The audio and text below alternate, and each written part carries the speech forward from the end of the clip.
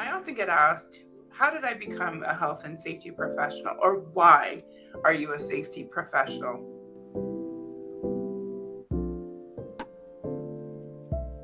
Many years ago, I used to work at a grocery store and I was a cashier, but I also was given the responsibility of being the person in charge.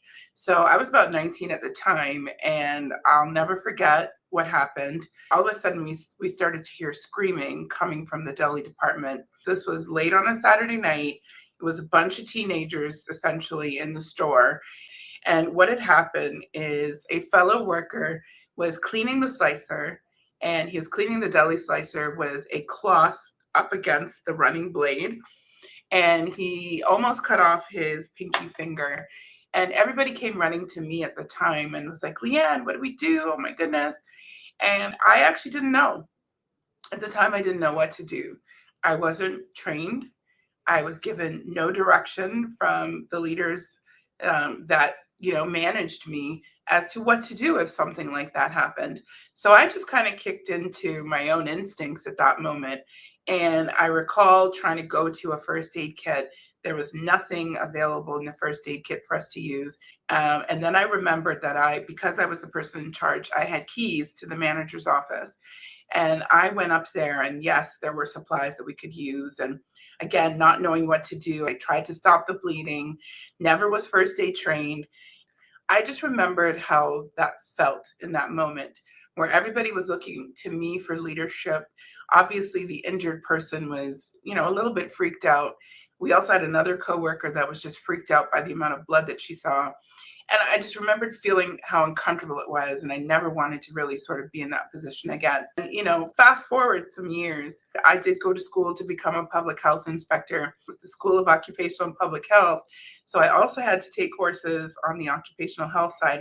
And, I could lean on that recent experience. It wasn't that long before being in school that had happened.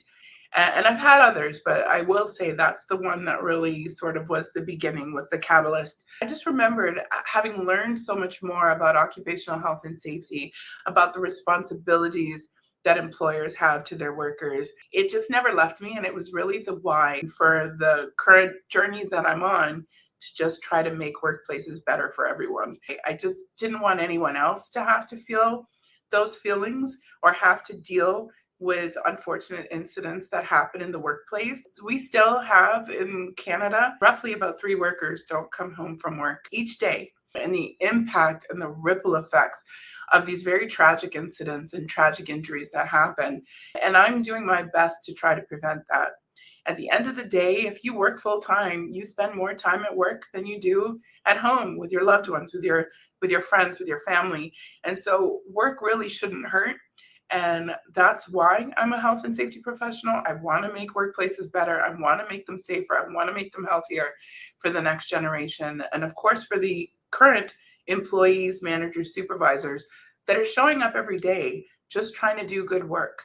I think we all probably have a story of something that has happened at work that we've never forgotten, that we know shapes us into maybe the leaders or the employees that we are today.